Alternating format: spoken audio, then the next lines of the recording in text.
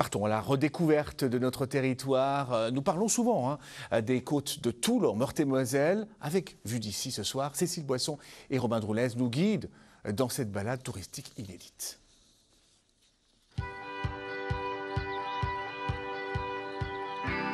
Les côtes de Toul sont évidemment synonymes de vignes et de vin, mais quand on y regarde de plus près, il existe de nombreuses curiosités locales qui méritent d'être regardées. C'est ce que nous vous proposons aujourd'hui dans ce Vue d'ici.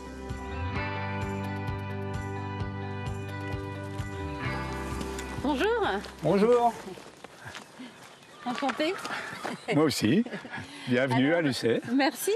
Donc, Monsieur Tuaillon, expliquez-nous un peu où est-ce qu'on se trouve.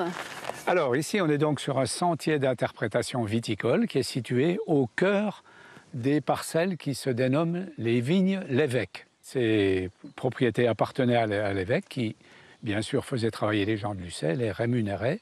Et on pense, puisque l'évêque avait choisi ces parcelles, qu'elles sont particulièrement bien exposées. Sur ce chemin viticole, à parcourir à son rythme, des panneaux expliquent mois par mois le travail de la vigne. Pour en savoir plus sur les cépages locaux, une petite vigne pédagogique jouxte la maison de la polyculture et son musée. Parmi les curiosités, cette houblonnière qui rappelle qu'à Lucé, il n'y avait pas que du vignoble, mais aussi du houblon pour la bière, jusqu'au déclin des grandes brasseries lorraines dans les années 70. Ici, on a une particularité, c'est qu'on le fait pousser vraiment à l'ancienne, sur des perches. Parce que bien sûr, quand la culture était plus importante à Lucé, on avait un autre système avec des houblonnières à fil qui restaient toute la saison en place. Tandis que ces houblonnières à perche, il faut bien sûr les enlever avant l'hiver, puis les replanter au printemps. Au bout du chemin d'interprétation viticole, on découvre un lieu bucolique où les habitants de Lucé viennent chercher la fraîcheur, mais qui avait jusqu'au 19e siècle une fonction bien particulière. Nous sommes donc dans le jardin des Roises, qui est constitué de différentes petites mares dans lesquelles on faisait rouir le chanvre. Rouir, on peut dire, c'est la même chose que pourrir, sauf que c'est une action volontaire. Il est nécessaire de le faire tremper pour pouvoir le travailler ensuite, exploiter les différents composants.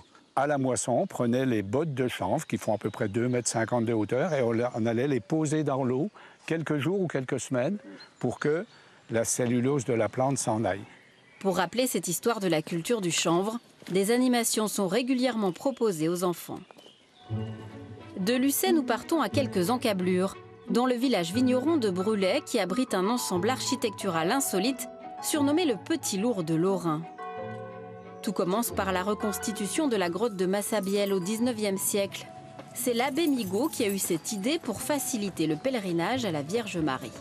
La ferveur religieuse était énorme en Lorraine à l'époque, qui était très catholique.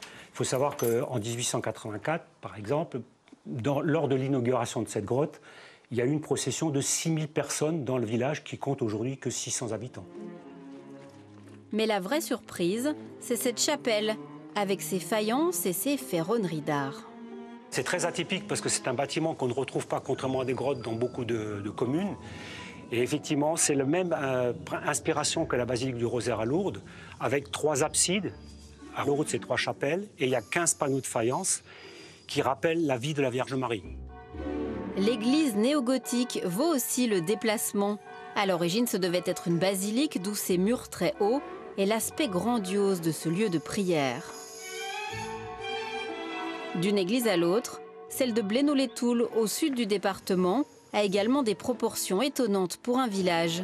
On y trouve le tombeau de Hugues des Hazards, évêque de Toul au XVIe siècle. C'est lui qui aura marqué l'histoire de cet ensemble épiscopal unique en Europe, notamment pour ses loges.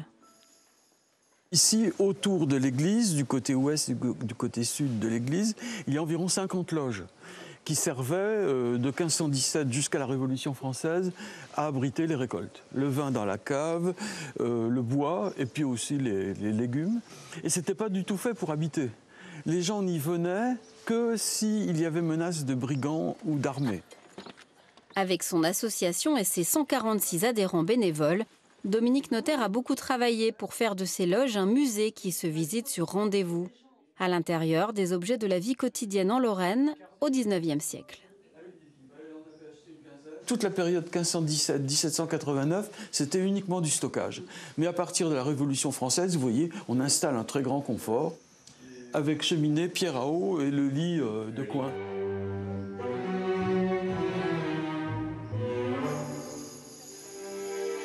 Vous l'avez compris, il y a des petits trésors à découvrir sur ce territoire des Côtes de Toul. Et puis pour les amateurs de vin, les vignerons sont évidemment à votre disposition pour vous faire goûter leur spécialité.